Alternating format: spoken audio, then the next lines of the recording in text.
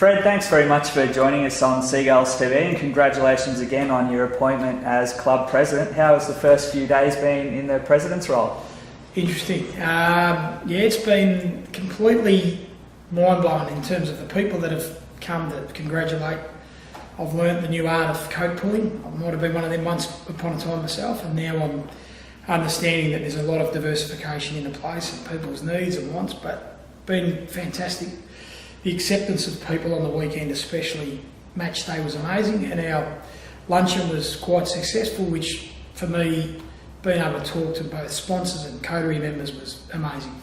So Fred, for those Seagulls fans who maybe don't know you so well, I was hoping you could give us some background into how you first joined the Williamstown Football Club and then worked your way through to the board and eventual president. Yeah, sure. Look, I played a bit of local footy in 3 clubs, which were West Brunswick, Darley and Sunshine, Waisadebe, and coached there as well. Came down to coach the Footscray Seagulls. I played there for a while and seemed to be a football addict and can't give it away. Brendan Curry asked me to join the team as far as a volunteer goes, which was doing the senior running, and I just jumped at the opportunity. In between that, Ian Rickman was he was our football director, and he was taking a role to coach Willie C. Wise.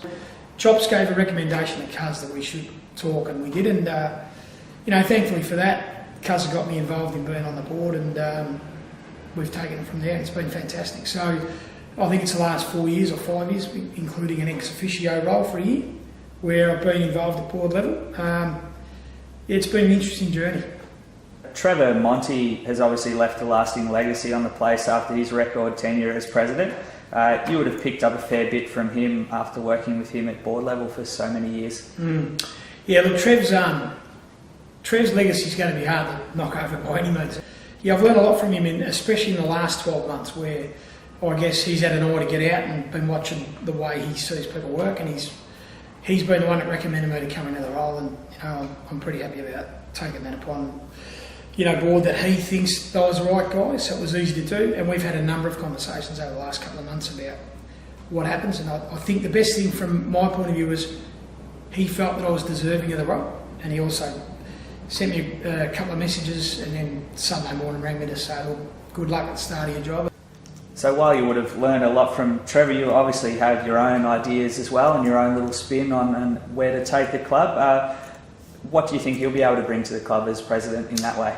Look, I think there's a touch of the more modern era, if you like. I think that the board itself is, and we'll probably touch on that later, but the board itself is happy with the ideas of working together on strategies, and I think our subcommittees are working so much better. So that makes my job easier in a sense. So it's about connecting with the community. It's about connecting with our local competitions. I think we've been a little bit devoid of that in the last few years because of other things that have happened around the club. It's not by intention, and it's not by any one individual saying we shouldn't do this or that. It's just been a matter of we've built new rooms, we've been the travelling Wilburys, so to speak, with playing at Wangaratta, playing in Perth and Foxtel Cups, and playing home games at Werribee. It's been a long slog for us to get to where we are. We've got a tremendous facility.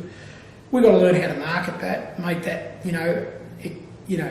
easily for every person in this community to come and work with us and understand that it's their football club as much as it's ours. We the board and the full-time staff, we're the custodians of the footy club. We don't own it, and we're not here to make a whole lot of money for ourselves out of it. We're actually giving back, and I'd like to think we take our football club away from feeling like it's an old boys club and an elitist football club, and really making sure that the local community feel like they're part of something special.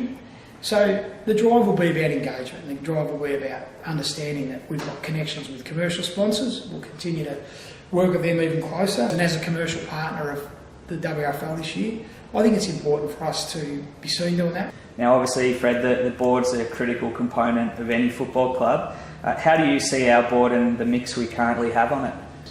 The board we've currently got is made up of some really good people. There's a couple of long-termers there now. The introduction of Paula Conboy with some of her skills and what she brings to the table has been amazing in the short time she's been with us. She's certainly shown that she's a strong person with leadership, abilities and high quality. She's prepared the questions, so I think that's really important. Can't undersell how valuable Terry Wheeler's contribution will be at a football level. Shrewd individual Terry, he understands the game as good as anybody, and he may well be one of the older guys on the board in a sense, but his background in all spheres of football is amazing. And just one final one to finish off, Fred. What are some of the things you're hoping to achieve as president, and I suppose where do you hope to see the club in the next 5 to 10 years? Yeah, it's a good question. People will look over the last couple of years and say, geez, you've been successful. And all the time I've been here, we haven't missed a final series. So we want to continue that. I think the subcommittee of football have come with a suggestion. Terry Wheeler, certainly since he joined, expects that we win the premiership every year. And I think as a president, you want that as well. But we know the reality is that if we can strive, like I say, to be the best football club outside of the AFL system in Australia, we'll continue to play finals. And, I would think top 4 is where we want to land ourselves to give ourselves the best possibility to win a flag. Our coach and our captain are great pillars for that success and laying that foundation. I know that our leadership group have been tremendous. So from a football perspective, I think we're okay. I think we've certainly got the right people off field. We've been able to put a lot of staff that have come through our club and end up in good roles. And we've got Sophie down at Geelong, we've got Maddie Innes at the Bulldogs, we've got Jessie Campese at Essendon, Luke Boyd, all in conditioning roles, Luke Boyd at Hawthorn, and responsible roles. Maddie Innes is heading up the conditioning now. And I'd like to think that our staff are going to have that opportunity to get to the higher end of the role, and we'll continue to develop people, and we'll continue to develop our players and our coaches to get to the absolute best level they can. And I think that's a really important aspect of our footy club going forward. We need to continue to diversify, as I said earlier, about all the investment strategies this club has in terms of making sure that we can continue to give the coaches what they want, give the players what they want, give the football manager a list that he needs to put together. They're vital components of the footy club, in its makeup. To help make this club, improve, we've got to try and find a summer training venue. It's probably our biggest priority at the moment. I think development of the women's football team is pretty important for mine. I think, everybody in AFL circles and everybody in local football circles are now doing it. We can't do that until we have a facility that allows that to happen. And I'd also like to see the development of a football academy. I think we've got a big catchment area with our relationship with the Western Jets, which I think is extremely important in terms of where we go. So we want to continue to build our network with the TAC Cup boys and understand those boys that don't make it, that there is a chance to be at home. I think we've proven that over the last few years. The amount of Western Jet boys that are on our list currently is amazing. Our membership and our history of our footy club is important, but it's also, in my view, at times something that can hold us back because people are seen to be, it's Williamstown and, they've been around for 150 years. We're proud of that. How do we talk about those people that have gone before us and give them the credit they deserve? I mean, look at every decade we've won a premiership. So how do we filter that to those younger guys and say, come along and be part of the journey with us? That's our challenge as a board and that's our challenge as a footy club. I think we'll continue to try to be the best community club we can be. And, if we can be a better community club by the time I've left here, and I have a philosophy in anything I've done in footy, if you can leave somewhere that you've been in time in a better shape than when you got there, you've done your job. Only time's going to tell, and that's Judy. So.